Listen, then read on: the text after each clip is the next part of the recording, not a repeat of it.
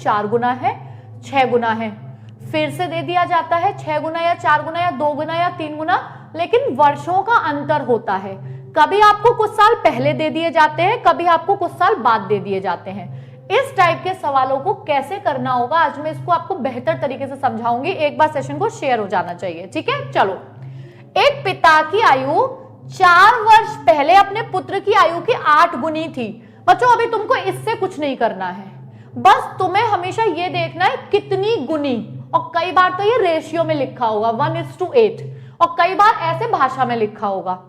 8 गुनी का मतलब हो गया कि बेटा अगर 1 वर्ष का है तो पिता 8 वर्ष का हो गया। मानते हो? ये मैं रेशियो नहीं मानती हूं, मैं सीधा सीधा इनकी एज मान लेती हूं कि अगर बेटा 1 वर्ष का है तो पिता 8 वर्ष का है, ठीक है। अब वर्तमान में पिता की आयु पुत्र की आयु से 4 गुनी है। अब वर्तमान में पिता 4 गुना है, तो बेटा अगर 1 वर्ष का होगा तो पिता 4 वर्ष का होगा। तो मुझे एक बात बताओ, क्या ये पॉसिबल है कि एक व्यक्ति 1 वर्ष का रह गया और दूसरा व्यक्ति कम हो गया? यानी कि इन दोनों का अंतर हमेशा बराबर होना चाहिए। ये तो बढ़ा ही नहीं और ये घट गया, इसका मतलब है रेशियो बराबर नहीं है। तो ऐसे सवालों में मैं अगले 3-4 कराऊंगी, फिर आप करोगे। पहले एक समझ लो, ऐसे सवाल जिसमें आपको 2 रेशियो बन जाएं। आप ये देखो, एक व्यक्ति 1 वर्ष का है, दूसरा 4 का है, ये 1 का ही रह गया, ये 8 का हो गया। इसका मतलब इनका अंतर 3 वर्ष का है, इनका अंतर 7 वर्ष का है। बच्चों 2 लोगों की आयु का अंतर कभी बदल नहीं सकता। अगर आप अपने पिताजी से 25 वर्ष छोटे हो तो ताउम्र 25 साल छोटे रहोगे। तो ऐसा कैसे हो सकता है कि ये अपने पिताजी से कभी तो 3 साल छोटा हो गया, कभी 7 साल छोटा हो गया। तो डबल रेशियो वाले में आप हमेशा इनका अंतर देखो, और अंतर बराबर ना होने पर आपको इनके अंतर को बराबर करना है। और अंतर बराबर करने का थ्योरम होता है, इसका अंतर इसमें गुणा कर दो, इसके अंतर का इसमें गुणा कर दो। तो ये 3 एकम 3, 3 अट्ठे 24, तो इसके अंतर का गुणा ऊपर कर दिया और इसके अंतर का नीचे कर दो। 7 एकम 7 और 7 चौक 28। बेटा अब देखो, अंतर बिल्कुल बराबर आ गया। यहां भी पिता और बेटे में 21 साल का अंतर है और यहां भी 21 साल का अंतर है। तो पहला हमारा काम क्या है? दोनों रेशियो के अंतर को बराबर करना, दोनों के डिफरेंस का क्रॉस मल्टीप्लिकेशन कर दिया करो।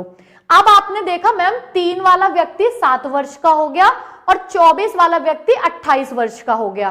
तो हमारे हिसाब से दोनों रेशियो में 4 वर्ष का अंतर है।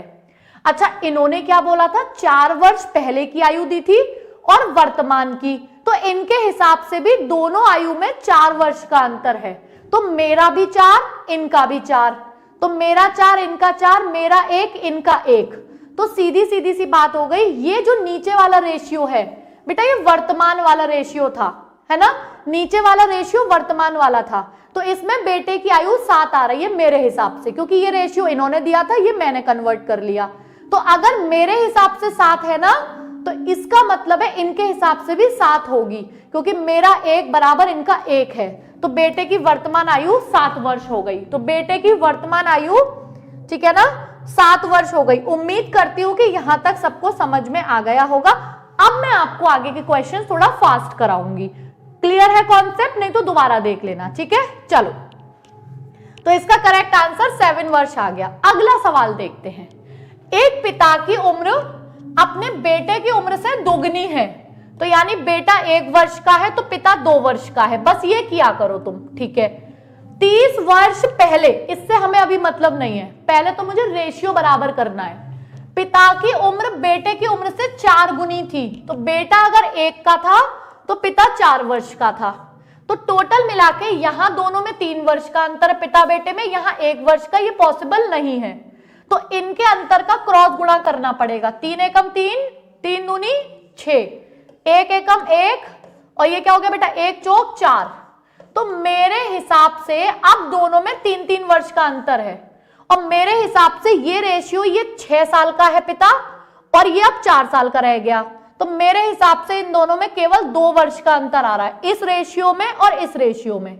चाहे यहां से देख लो चाहे यहां से, और इनके हिसाब से 30 वर्ष का अंतर है। तो मेरा 1 इनके 15 के बराबर है। मेरा 1 इनके 15 के बराबर है। तो आपसे क्या पूछा गया, इस समय बेटे की उम्र क्या है, और बेटे की उम्र ये है हमारे हिसाब से, ऊपर वाला रेशियो वर्तमान था, तो इनके हिसाब से कितनी हो जाएगी, 15 तिया 45, तो इनके हिसाब से ये उम्र 45 वर्ष हो जाएगी। ठीक है ना। पिता बेटा वो रेशियो मानते हैं, रेशियो तो कुछ भी हो सकता है ना, 15-30 हो सकता है, 30-60 हो सकता है, ये आप रेशियो मान रहे हो। ठीक है, तो करेक्ट आंसर क्या हो जाएगा, समझ गए, उम्मीद करती हूँ उसके सबका आ गया होगा आंसर। अब तीसरा थोड़ा और फास्ट कराऊंगी। अब देखो क्या बोल रहे हैं, इनको नहीं करेंगे, पहले इसको बाद में करेंगे, आयु वाले को इसको करेंगे अभी, मतलब कुल वाले को बाद में करेंगे। देखो 5 वर्ष पहले अशोक की मां की आयु अशोक से 3 गुनी थी, यानी अशोक 1 वर्ष का था तो माता उस हिसाब से 3 वर्ष की थी। अब ये 1 और 3 कुछ भी हो सकता है, 15-45 भी हो सकता है, 30-90 भी हो सकता है, कुछ भी हो सकता है। 5 वर्ष बाद, इनसे अभी हमें कोई मतलब नहीं होता है, बस रेशियो से मतलब है। अशोक से दुगनी बड़ी होंगी, यानी अशोक 1 का होगा तो माता 2 की होंगी। यहां मां और बेटे में 1 साल का अंतर, यहां 2 साल का, ये बराबर नहीं है। अंतर बराबर करेंगे तो इसका गुणा 1 एकम 1, 1 तिया 3 और 2 एकम 2 और 2 दूनी 4। बेटा मेरे हिसाब से मां 3 से 4 की हो गई, बेटा 1 से 2 का हो गया। मेरे हिसाब से इन दोनों में केवल 1 वर्ष का अंतर आ रहा है दोनों रेशियो में। और इन्होंने बोला 5 साल पहले और 5 साल बाद, इनके हिसाब से टोटल ये अंतर 10 वर्षों का था, तो मेरा 1 इनके 10 के बराबर है। तो आज अशोक की आयु क्या है, तो ये अशोक की आयु कब की हो गई भैया, 5 साल पहले का है। मेरे हिसाब से 1 हो गई, इनके हिसाब से 10 होगी, कब, 5 साल पहले। तो अब अशोक 15 का हो गया होगा, तो करेक्ट आंसर इसका 15 हो जाएगा। तो करेक्ट आंसर इसका क्या हो जाएगा, प्रणाम, इसका आंसर 15 हो जाएगा। ठीक है ना, 10 नहीं होगा, 10 वाले ना, वाह हो गया तुम लोग का। ठीक है ना, चले तो करेक्ट आंसर बेटा क्या हो जाएगा, करेक्ट आंसर इसका 15 हो जाएगा। सेशन को एक बार लाइक जरूर कर देंगे, एटलीस्ट 100+ लाइक तो ये डिजर्व करती है क्लास। ठीक है, चलो बच्चों, उम्मीद करती हूँ सबको समझ आ गया होगा। अगले सवाल पे चले क्या, इसको